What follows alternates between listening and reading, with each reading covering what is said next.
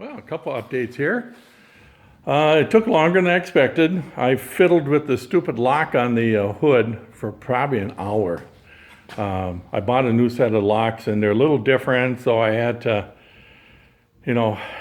tweak them to work. But actually, I kind of like these. They're going to work out a little bit better.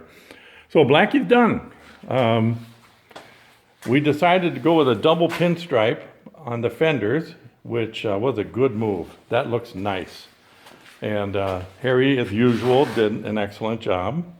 It's full of fingerprints and stuff, so I have to clean it. But she's done. I got the storage bin in the front. Everything's done. I did put a skid plate on this one, which is a belly pan I cut in half. I made sure I stay well away from the fuel overflow, because that's a real fire hazard. So I basically cut it down to the bare minimum. So it's more of a skid plate than a belly pan. I guess I'll get by with that. So I'm going to transfer the title on this one and drive it. I'll put it for sale. If it doesn't sell, I'll just keep it. I did kind of do a little enhancement on the valve covers there. Painted in the lettering in black, which adds just a little bit.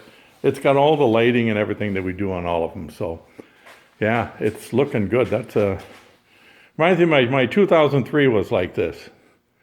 Didn't have quite the lighting and stuff this one has, but that was a nice bike too. I think I'll enjoy that. And my goal here was to get wheels on this guy, and wheels are on this guy.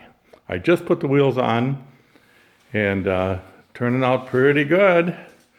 I got the anti-sway bars in the oven. I'll throw that on here first thing in the morning. That honestly will take 10 minutes. And I'm going to start body panels. I want to get this. I told Harry this one's coming in the shop next Wednesday for paint. So it's going really good. I'm quite pleased with the way things are flying through here. The 2012, which I said would be in this afternoon. First I said it was going to be here tomorrow. And then I said this afternoon, well, it's going to be tomorrow. I am still waiting for a tire for the rear here. If it shows up tomorrow, I'll go ahead and put it on here. If it doesn't, I'll just bring this back in the shop sometime and put the tire on. Now I called this one Blackie, which is number 86. This one's number 87. The one in the trailer is 88, and I've got one more coming in, I guess, and that'll be 89. So I'm doing the countdown to 100, and we're trying to figure out what we're going to do for the 100th bike. I'm kind of thinking I might do my Victory. I've got a Victory Vegas that I might do, and that one we're going to do an extreme paint job on it. And fenders with flares, the whole works. Or I'm going to go a full electric bike, one of the two. Whatever I do, it's going to be one I'll keep. Number 100 is going to be mine regardless.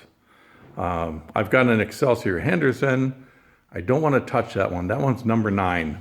It's the only non-family, non-museum, single-digit Excelsior Henderson. So that one is actually in permanent storage. I'm going to just keep that as is.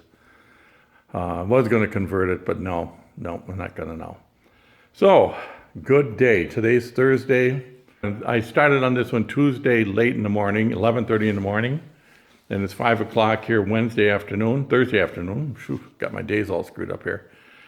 Going really good. So, and I have all the parts ready for the next 2 bikes. So this is a good deal. We'll keep you posted on how this one turns out. Oh, one other thing about this bike, I have not seen this year. This is the first one. This one has a dinger. I've had bikes in the past that had up to 5 dingers on them. That's one thing. Normally where they mount those is here in the crash bars.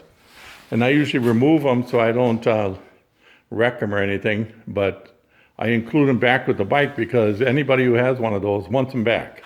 So I always make sure I save those. That one won't bother because it's going to stay back there. So it's just kind of neat we got the dinger. A couple things I was to mention about the wheels. It's kind of handy. I had a video here about the dots on the tires and how dumb it is to try to line them up with the valve stem and stuff. This one has dots on it. What's kind of handy about that is these are directional tires. So on one tire, the dots have to face the outside.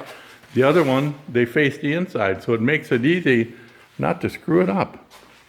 So I guess there's a purpose for the dots besides just being inspection marks. The other thing is too, the only way to put these things on is with that, which is impact wrench and a torque stick. That gets them all at exactly 80 foot-pounds. You know, there's an old device there, tail, where you have to, you know, go across, zigzag, or you'll bend the rotors. It's actually impossible to do that. The only reason you zigzag back and forth is to make sure you get the wheel seated correctly on the hub. Otherwise, you can actually get them on there kind of cockeyed and they'll wobble.